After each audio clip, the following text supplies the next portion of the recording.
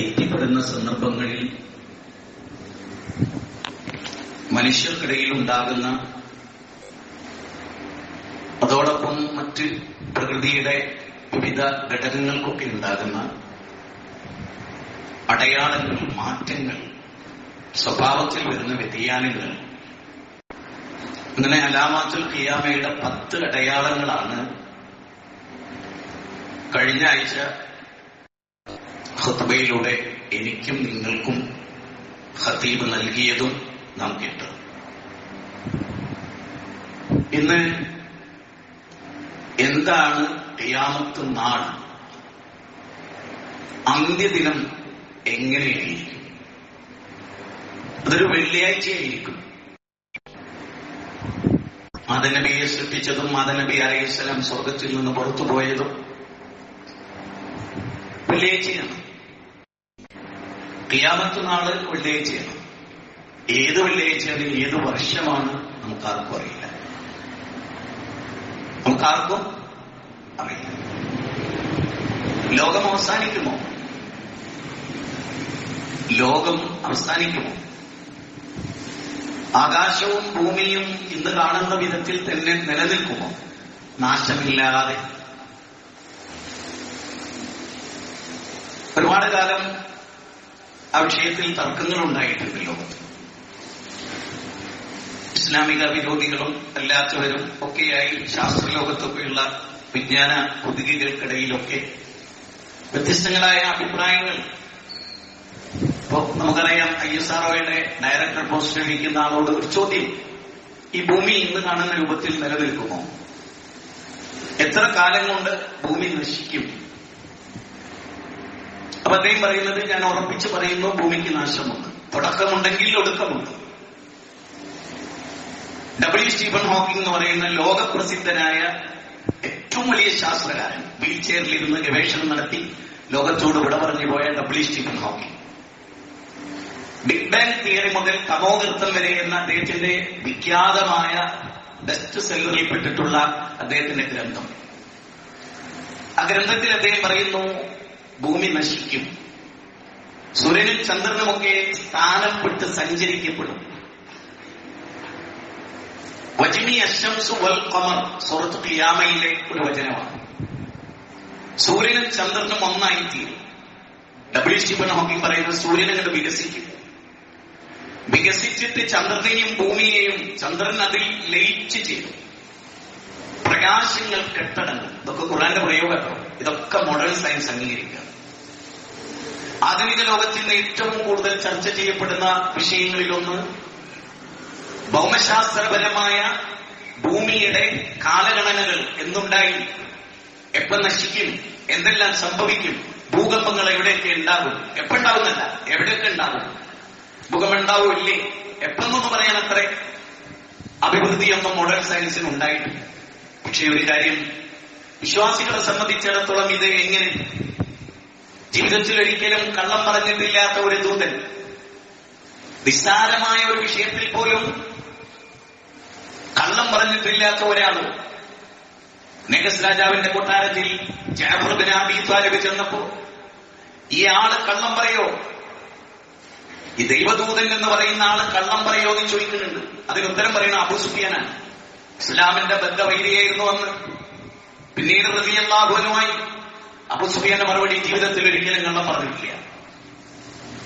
ജീവിതത്തിൽ ഞങ്ങളുടെ ഇടയിൽ 40 കൊല്ലം, ചെറിയ കാലയളവല്ല, കൂട്ടുകാർ, ഇന്റിമേറ്റ് ഫ്രണ്ടുകൾ, 40 കൊല്ലം മുഹമ്മദ് ഞങ്ങളുടെ കൂടെ ഉണ്ടായിരുന്നു. ഈ ആദർശം പറയുന്നവരെ ഞങ്ങൾക്ക് വെറുപ്പൊന്നും ഉണ്ടായിരുന്നില്ല. ആള് സത്യസന്ധനാണ്, ജീവിതത്തിൽ കള്ളം പറഞ്ഞിട്ടില്ല. ഇപ്പൊ നേഗസ് രാജാവ് ക്രിസ്ത്യാനിയാണ്. അദ്ദേഹം പറയുന്നുണ്ട്, സ്വന്തം കാര്യത്തിൽ കള്ളം പറയാത്ത ഒരാൾ ദൈവത്തിന്റെ പേരിൽ കള്ളം പറയില്ല. അങ്ങനെ സ്വന്തം കാര്യത്തിൽ കള്ളം തെല്ലും പറഞ്ഞിട്ടില്ലാത്ത ഒരാൾ അള്ളാഹുവിന്റെ കാര്യത്തിൽ കള്ളം പറയില്ല. അതുകൊണ്ടാണ് ഉഹ്ദിയുടെ വേളയിൽ അദ്ദേഹം പറഞ്ഞത്, അന നബിയുല്ലാ കദിബ് അന ഇബ്നു അബ്ദുൽ മുത്തലിബ്, അന നബിയുല്ലാ കദിബ്, ഞാൻ നബിയാണ്, കള്ളമല്ല, സത്യമാണ്, യാഥാർത്ഥ്യമാണ്. ലോകത്തോട് അദ്ദേഹം വിളിച്ചു പറഞ്ഞത്. അദ്ദേഹത്തിന്റെ വേദനകൾ മുഴുവനും മരണാനന്തര ജീവിതത്തിൽ മനുഷ്യൻ അനുഭവിക്കുന്ന വേദനകളെ കുറിച്ചായിരുന്നു. നമ്മൾ നോക്ക്, വയനാടിൽ, അവിടെ മുണ്ടക്കയിൽ, അതിന്റെ പരിസരങ്ങളിൽ വലിയ ജലപ്രളയമുണ്ടായി, ഉരുൾപൊട്ടലുകൾ ഉണ്ടായി. ആതുര രക്ഷാ പ്രവർത്തനങ്ങൾ ദ്രുതഗതിയിൽ, ഞൊടിയിടയിൽ സഹായവുമായി കാരുണ്യത്തിന്റെ ആളുകൾ മനുഷ്യർക്കിടയിൽ ജാതി മതഭേദമന്യേ അവിടെ എത്തി. ജീവിച്ചിരിക്കുന്നവർക്ക് ഭക്ഷണം, മരിച്ചുപോയവരുടെ കബന്ധങ്ങളിൽ തിരയൽ, അവരെ രക്ഷപ്പെടുത്താനുള്ള ഭഗീരഥ പ്രയത്നം. ആ പദം അത്ര ഗംഭീരമാണ്. അശ്രാന്ത പരിശ്രമം, അക്ഷീണമുള്ള പരിശ്രമം, ത്യാഗപൂർണമായ വേദനകൾ അനുഭവിച്ചുള്ള ഉറക്കൊഴിഞ്ഞുള്ള രാത്രികളുടെ തെരച്ചിൽ, മലയാളികളുടെ സ്നേഹത്തിന്റെ വലിയ നിദർശനം. പക്ഷേ ഒരു മുഅ്മിനെ സംബന്ധിച്ചിടത്തോളം ഏറ്റവും വലിയ ദുഃഖം, അവർ ജീവിതം തുടങ്ങുകയാണ്. ജീവിച്ച ആളുകൾക്ക് ഇനിയുമുണ്ട് ജീവിതം. എന്നാൽ അവിടെ മരിച്ചവർ ഒരു ജീവിതം ആരംഭിക്കുകയാണ്. ഏതാണ് ആ ജീവിതം? ഭൂമിയിൽ ജീവിച്ച കാലയളവിന്റെ റിസൾട്ട് എടുക്കുന്ന ഒരു ലോകം, മരണത്തിന് ശേഷമുള്ള ഒരു ലോകം.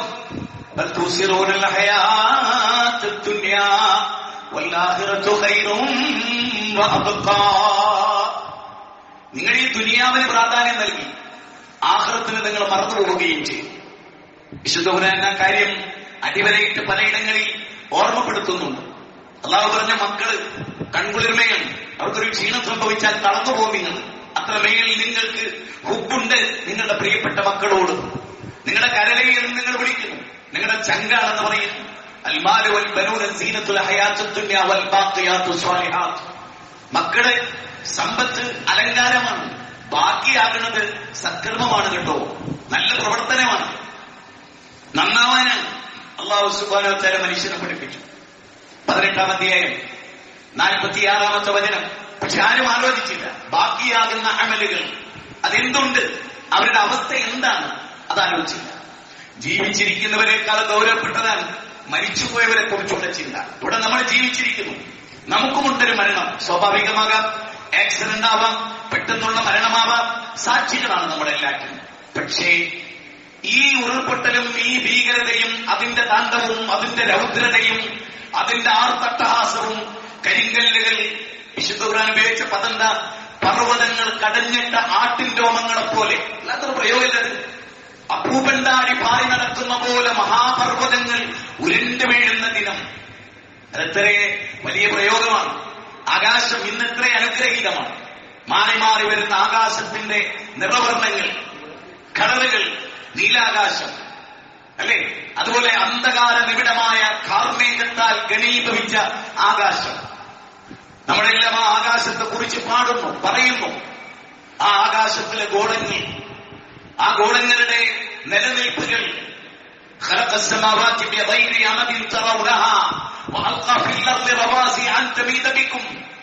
ഭൂമി നിങ്ങളെയും കൊണ്ട് ഇളകാതിരിക്കാൻ പർവ്വതങ്ങളെ ആറ്റി നിർത്തി. ആ പർവ്വതങ്ങൾ എന്റെ ചൊൽപ്പടിക്ക് നിൽക്കും എന്ന അല്ല പറയുന്നു.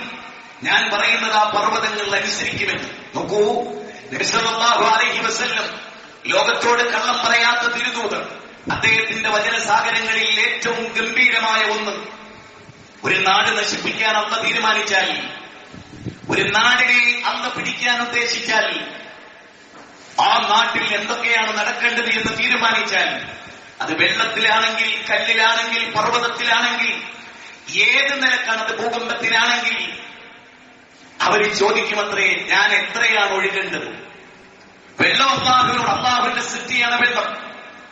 അതുകൊണ്ടാണ് വിശുദ്ധ ഖുർആൻ എന്ത് പറയുന്നത്? ആൻതും മൻസൽതുമൂഹു മിനൽ മുസ്നി അം നഹ്നുൽ മുൻസിലൂൻ ലൗ നശാഉ ജഅൽനാഹു ഉജാജൻ ഫലൗലാ തഷ്കുറൂൻ. ഖുർആൻ നമ്പർ 67, 68, 69, 70 വചനമാണ്. ഞാനാണ് മഴ ഇറക്കിയത്, നിങ്ങൾക്കൊന്നും അതിൽ പങ്കില്ല. ആ മഴയെ ഉപ്പുജലമാക്കാൻ കഴിവുള്ളവൻ ഞാനാണ്. നിങ്ങൾ എന്താ ചിന്തിക്കാത്തത്? നിങ്ങൾ എന്താ നന്ദി കാണിക്കാത്തത്?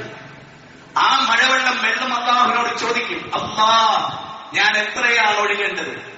എത്ര ഉയരത്തിലാണ് ഒഴുകേണ്ടത്? എത്ര കെട്ടിടത്തെ കവിച്ചു വെച്ചാണ് ഞാൻ ഒഴുകേണ്ടത്? ഏതെല്ലാം പ്രദേശങ്ങളിലൂടെയാണ് ഞാൻ ഒഴുകേണ്ടത്? എന്റെ ഒഴുക്കിൽ എന്തെല്ലാം നാശങ്ങളാണ് ഞാൻ വരുത്തേണ്ടത്, എത്ര പേരുടെ ജീവനാണ് ഞാൻ എടുക്കേണ്ടത് എന്ന് വെള്ളം അല്ലാഹുവിനോട് ചോദിക്കും എന്ന് കള്ളം പറയാത്ത തിരുദൂതർ.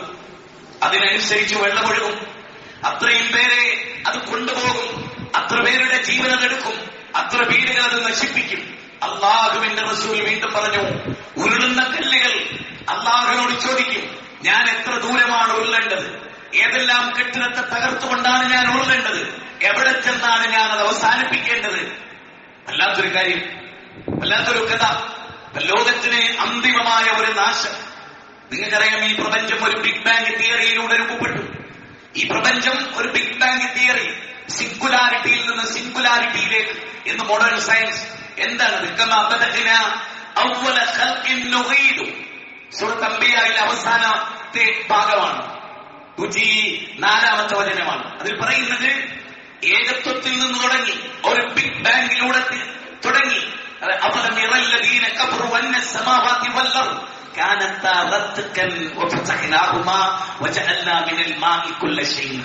സൂറത്ത് അംബിയയിലെ 30-ാമത്തെ വചനമാണ്, 21-ാമത്തെ അധ്യായം. ആകാശഭൂമികൾ ഒന്നു ചേർന്നതായിരുന്നു, അതിനെ നാം വേർപെടുത്തി. അല്ല പറയാം, മോഡേൺ സയൻസ് പറയുന്നു, അങ്ങനെ ഒരു ബിഗ് ബാങ് തിയറിയിലൂടെ ഇതിനെയെല്ലാം വ്യവസ്ഥാപിതമായ സ്ഥാനത്ത് വെച്ചു. വീണ്ടും അതുപോലെ ഇതിനൊക്കെ ഒരുമിച്ച് കൂട്ടും. അള്ളാഹു പറയുന്ന 81-ാം അധ്യായം നിങ്ങൾക്കറിയാം. അതിലെന്താ പറയുന്നത്? ആകാശം പൊട്ടിപ്പിടരും, ഭൂമി വെണ്ടുകീറും, പർവ്വതങ്ങൾ സ്ഥാനം വിട്ട് ചലിപ്പിക്കപ്പെടും, വന്യ ഘോര വനങ്ങളിലെ മൃഗങ്ങൾ ഒരുമിച്ച് കൂട്ടപ്പെടും.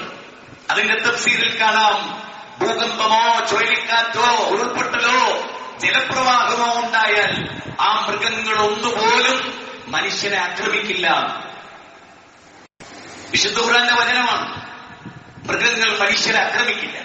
വയനാടിൽ ഉരുൾപൊട്ടലുണ്ടായപ്പോൾ ഒരു അമ്മയെയും കുഞ്ഞിനെയും ഒറ്റക്ക് നിന്ന ആനയുടെ പൊതുവെ സ്വഭാവം എന്താണ്? ഒറ്റക്ക് നിൽക്കുന്ന ആന ആക്രമിക്കുമെന്നതാണ് പൊതു രീതി. പക്ഷേ ഇത്തരം ഘട്ടങ്ങളിൽ അവർ നേരത്തെ അറിയും, നാളെ ഉരുൾപൊട്ടാനുണ്ട്, ഇന്ന് സമയം പൊട്ടും. അത് മനുഷ്യരെക്കാൾ അറിയുന്നവരാണ് മൃഗങ്ങൾ. അതുകൊണ്ട് തന്നെ വയനാടൻ മലകളിൽ നിന്ന്, ഈ ഉരുൾപൊട്ടൽ പ്രദേശത്ത് നിന്ന് ആനകൾ സംഘം സംഘമായി സുരക്ഷിത താവളങ്ങളിലേക്ക് പറന്നിരുന്നു.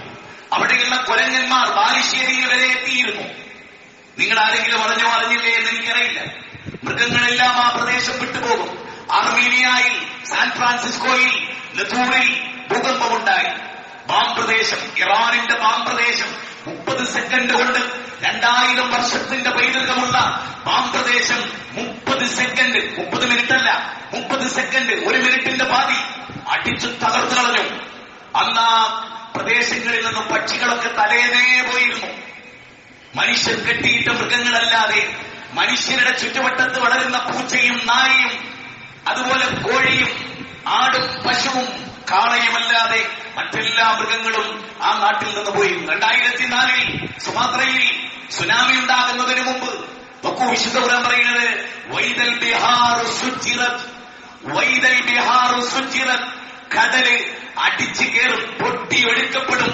നിങ്ങൾ സുനാമി കണ്ടിട്ടുണ്ടാവും, കടല് രമ്പിക്കേറുന്നത് കണ്ടിട്ടുണ്ടാവും, കടലെടുത്തു എന്ന് പറയുന്നത് കണ്ടിട്ടുണ്ടാവും. എന്തേ അവിടെ സംഭവിക്കുന്നത്?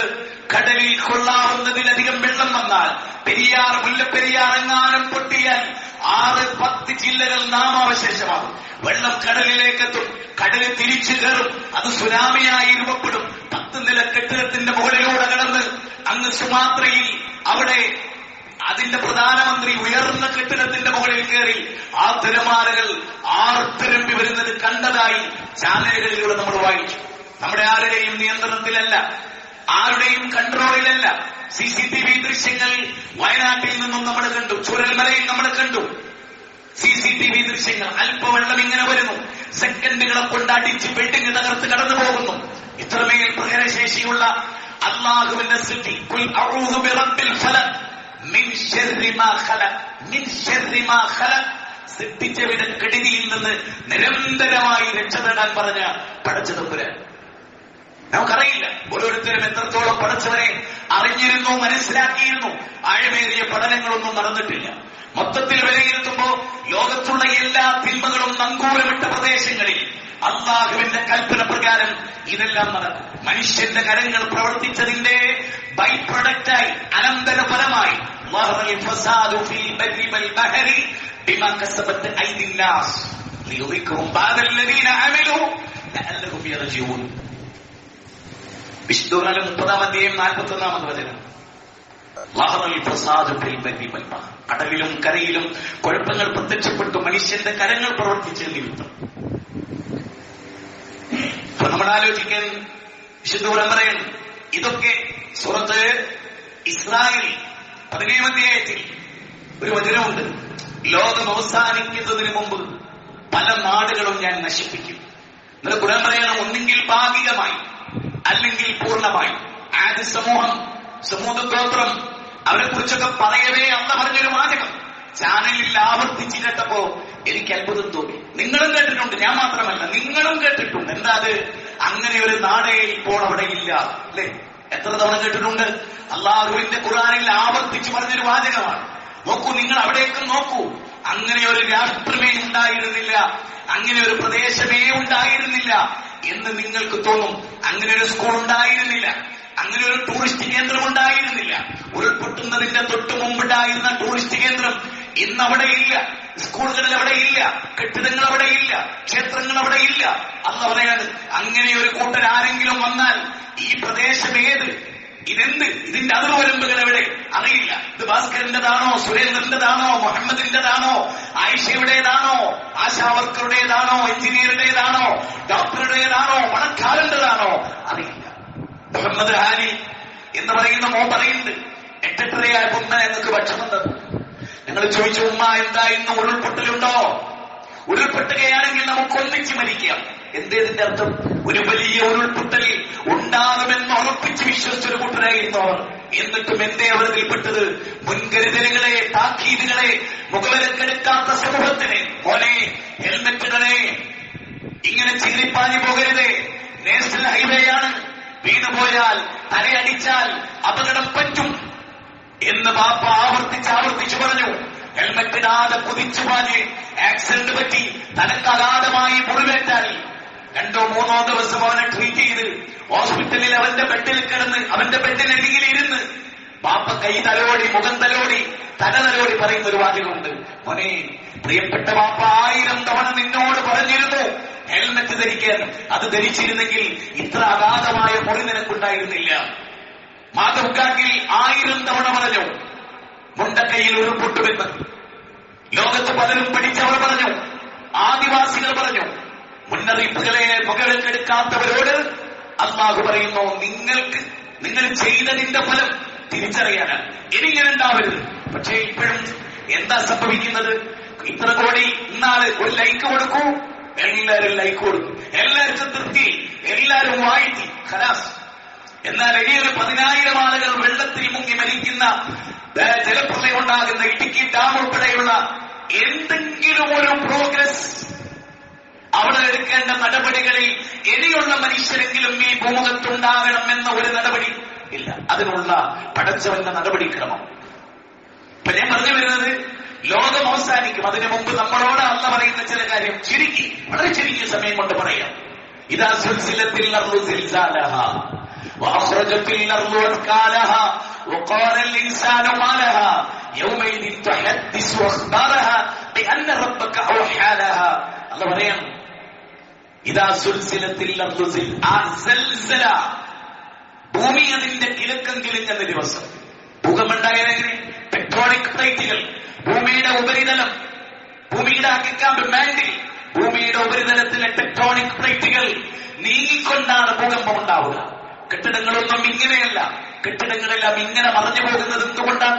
ടെക്ടോണിക് പ്ലേറ്റുകൾ ഭൂമിയിൽ നിന്നും നീങ്ങുമ്പോൾ ഭൂകമ്പബാധിത പ്രദേശത്തെ കെട്ടിടങ്ങളും മരങ്ങളും ചെരിഞ്ഞ് അടർന്നു വീണ് എല്ലാം നശിച്ചു പോകും. അതൊരു പ്രദേശത്ത് മാത്രമാണ്. പക്ഷെ ഇദാ സുൽസിലത്തിൽ അർളു സിൽസാലഹ എന്ന് ഭൂമിയുടെ ഉള്ളിൽ നിന്ന് ശബ്ദം കേട്ടു എന്ന് മലപ്പുറത്തു നിന്നും പല ജില്ലകളിൽ നിന്നും ഭൂമിയുടെ അടിയിൽ നിന്ന് വലിയ ശബ്ദങ്ങൾ. അല്ലാഹു പറയുന്നു, ഇദാ സുൽസിലത്തിൽ അർളു സിൽസാലഹ വഅഖ്റജത്തിൽ അർളു അസ്കാലഹ വഖാല الإنسان ما لها.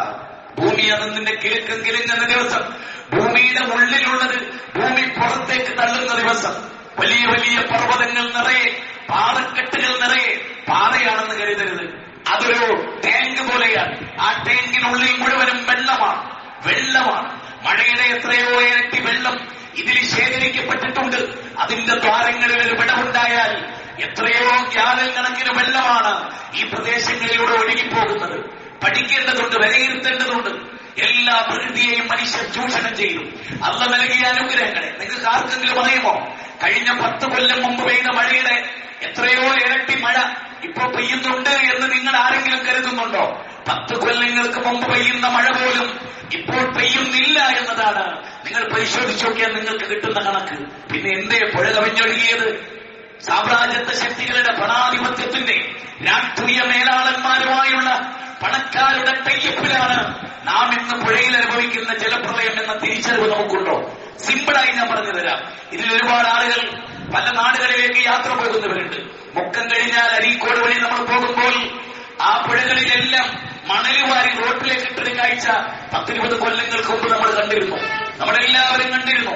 ഭാരതപ്പുഴയേക്കാൾ എത്രയോ ഉയരത്തിൽ മണൽ കെട്ടിക്കിടക്കുന്ന കാഴ്ചയാണ് നമ്മളിപ്പോൾ കാണുന്നത്. എന്തുകൊണ്ടാ? നിങ്ങളുടെ വീട്ടിൽ 2000 ലിറ്റർ വെള്ളം കൊള്ളുന്ന ഒരു ടാങ്കിൽ 1500 ലിറ്റർ വെള്ളം കൊള്ളുന്നതിന് പകരം മണല് നിറച്ചാൽ പിന്നെ 2000 ലിറ്റർ വെള്ളം കൊള്ളുന്നതിന് സ്ഥിരമായി അടിച്ചുകൊണ്ടിരുന്ന 2000 ലിറ്റർ ടാങ്കിലേക്ക് അടിച്ചാൽ 500 ലിറ്ററേ വെള്ളം അവിടെ കൊള്ളൂ. ബാക്കി 1500 ലിറ്റർ വെള്ളം ഇങ്ങോട്ട് പോകുമ്പോഴേ 1500 ലിറ്റർ വെള്ളം പുറത്തോട്ട് പോകും. അപ്പൊ പുഴയിൽ മണൽ വന്ന് നിറഞ്ഞാൽ കുറഞ്ഞ മഴ പെയ്യുമ്പോഴേക്ക് തന്നെ പുഴ കവിഞ്ഞ് വെള്ളമൊഴുകും. അതിന്റെ പരിസരത്തുള്ള വീടുകളെ അത് നശിപ്പിച്ചുകൊണ്ട് കടന്നു പോകും. എന്താ കാരണം? വലിയ വലിയ പണക്കാരെ ഇവിടുത്തെ ഭരണകൂടത്തെ കൊണ്ട് പറയിപ്പിച്ചു. മണല് വാരിയ പ്രശ്നമാവും, പ്രകൃതിക്ക് ബുദ്ധിമുട്ടുണ്ടാവും, അതുകൊണ്ട് നിങ്ങൾ എംസെന്റ് വാങ്ങിക്കാണി. പാറക്കോറിയിൽ വിട്ടാ ബാക്കിയുള്ളത് പൊടിച്ചുകൊണ്ടുവന്നിട്ട് അതും കച്ചവടാക്കി മുതലാളിമാര്. ആ മുതലാളിമാരുടെ താളത്തിനൊത്ത് വെള്ളക്കുപ്പായ വിട്ട രാഷ്ട്രീയക്കാർ അതിന് കൂട്ടുനിന്നു. മണല് വാരം പ്രകൃതിയാണ്. മണല് വാരണം, ഓവറാകാൻ പാടില്ല. മണല് വാരണം, വാരിക്കൊണ്ടേയിരിക്കണം. അല്ലെങ്കിൽ എന്താ, ഞാൻ നേരത്തെ പറഞ്ഞ പോലെ 2000 ലിറ്റർ വെള്ളം കൊള്ളുന്ന ടാങ്കിൽ 1500 മണലും 500 ലിറ്റർ വെള്ളവും. അപ്പൊ 2000 ലിറ്റർ വെള്ളം സ്ഥിരം വന്നുകൊണ്ടിരുന്നത് വരുമ്പോഴത്തുണ്ടാവും 1500 ലിറ്റർ ഓവർഫ്ലോ ചെയ്തു വരും. സിമ്പിൾ ലോജിക്കാണ് ഞാൻ പറഞ്ഞ, ആർക്കും തിരിയുന്നതാണ്. അതുകൊണ്ട് അല്ലാഹു പറയുന്ന ഭൂമി അതിന്റെ ഭാരങ്ങൾ പുറത്തോട്ട് തന്നു. അല്ലാഹു പ്രകൃതിക്ക് എല്ലാം ഒരു ബാലൻസ് വെച്ചിട്ടുണ്ട്. അത് നശിച്ചു പോകുന്ന അവസ്ഥ മനുഷ്യന്റെ പ്രവർത്തനം കൊണ്ടുണ്ടായാൽ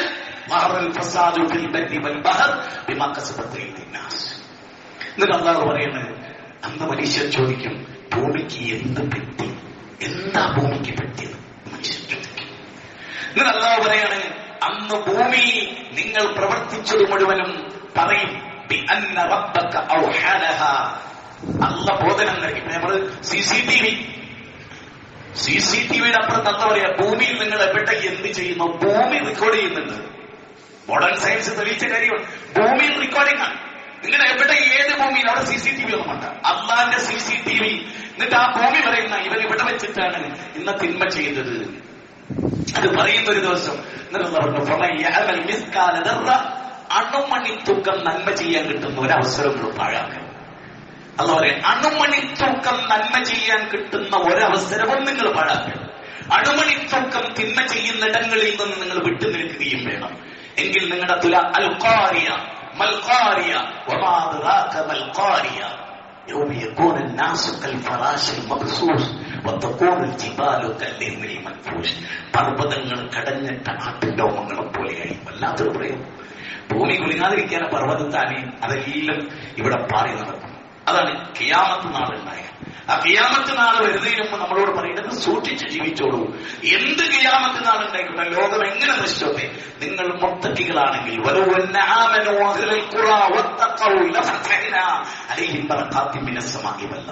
പറയാണ്, ആ നാട്ടുകാർ വല്ലാത്ത ആ നാട്ടുകാർ ആ വലിയ ശിക്ഷ വരാതിരിക്കാൻ ആ നാട്ടുകാർ ഈമാനുള്ളവരും തഖ്വയുള്ളവരുമായിരുന്നെങ്കിൽ ആകാശഭൂമികളുടെ ബർക്കത്ത് ഉണ്ടായിരുന്നു, ശിക്ഷ ഉണ്ടാവില്ല. പക്ഷെ അവർ കളവാക്കി, അവർ അല്ലാഹുവിനെതിരെ പ്രവർത്തിച്ചു, അവർ ശിർക്കിൽ മുങ്ങിക്കുളിച്ചു, അവർ ബിദ്അത്തിൽ മുങ്ങിക്കുളിച്ചു, അവരെല്ലാ ഹറാമുകളിൽ മുങ്ങിക്കുളിച്ചു. അപ്പോ ഉറങ്ങിക്കിടക്കുമ്പോ ഒറ്റ പോയിന്റ് ഞാൻ പറയാം. ചിന്തിച്ചിട്ടുണ്ടോ, ലോകത്തുണ്ടായ എല്ലാ ജലപ്രളയങ്ങളും എല്ലാ ഭൂകമ്പങ്ങളും 2 ടൈമിലാണ്. ഖുർആൻ പറഞ്ഞ ഈ 2 ടൈമിലാണ് ലോകത്തെ മഹാഭൂരിപക്ഷം. നിങ്ങളെടുത്തോ, നിങ്ങൾ ഡേറ്റ് ഇട്ടെടുത്ത് ടൈം എടുത്തോ, ഒക്കെ മനുഷ്യർ ഉറങ്ങും. എങ്ങനെ ഉറങ്ങുമ്പോ? രാത്രി 9 മണിക്ക് ഉറങ്ങുമല്ല, 1 മണിയോടടുപ്പിച്ചുള്ള ടൈമിൽ 1, 2, 3 ഈ 3 മണിക്കൂറിനുള്ളിലാണ് ലോകത്തെ സകലമായ വലിയ മനുഷ്യനാശം വിതച്ച ഭൂകമ്പങ്ങളെല്ലാം. അല്ല പറയണം, കൂർക്കം വലിച്ചുറങ്ങവേ. എന്തിനാത്? മൃഗങ്ങളൊക്കെ നേരത്തെ അല്ല അറിയിച്ചെന്തിനാ? മൃഗങ്ങൾക്ക് വിവേചന ശക്തി കൊടുത്തിട്ടില്ലേ ശരി തെറ്റുകൾ ചെയ്യാനുള്ള ബുദ്ധി കൊടുത്തിട്ടും തെറ്റ് ചെയ്യുന്നവനെ ശിക്ഷിക്കാൻ സൈന്യം വരുന്നത് പോലെ അള്ളാഹുവിന്റെ സൈന്യം വരുമ്പോ ഓടാൻ പോലും സമയം കൊടുക്കരുത്, രക്ഷാപ്രവർത്തനത്തോട് അവസരം ഒരുക്കി കൊടുക്കരുത്. കാരണം ഓരോ ഉദ്ദേശിച്ചിട്ടാണ് വരുന്നത്. ആ വരവാഗ്രൂപത്തിൽ സംഹാര താണ്ഡവമാടി കടന്നു വരും. എന്നിട്ട് എന്താ പറയാ? അവ അമിന അഖിലിൽ ഖുറ അയ്യതിയും ബഖ്സുനാ ളുഹൻ വഹും യൽഅബൂൻ. മെറീന ബീച്ച് കിടന്നുണ്ടോ? ചെന്നൈയിലെ മെറീന ബീച്ച് ളുഹാ സമയം എന്ന് പറഞ്ഞാൽ എപ്പോഴാ? 12 മണിന്റെ 8 മണിക്ക് ഇടയിലുള്ള സമയം, 11 മണി ഷാർപ്പ്. സുമാത്രയിൽ ഭൂകമ്പ സുനാമി ഉണ്ടായിട്ട് കയറി വന്നിട്ട് ചെന്നൈയിൽ അടിക്കുന്നത് ളുഹാ സമയത്താണ്. അല്ല പറയണം ളുഹൻ വഹും യൽഅബൂൻ. ളുഹാ സമയത്ത് അവർ കളിച്ചുകൊണ്ടിരിക്കുകയെ. കുട്ടികൾ ക്രിക്കറ്റ് കളിച്ചുകൊണ്ടിരിക്കുമ്പോഴാണ് ക്രിക്കറ്റ് കുട്ടികളെല്ലാം കൊടുത്തെറിച്ചത്. എത്ര ദിവസം കൊണ്ടാണ് ടിപ്പർ ലോറിയിൽ അവിടുന്ന് മണല് വാരിപ്പോയത്?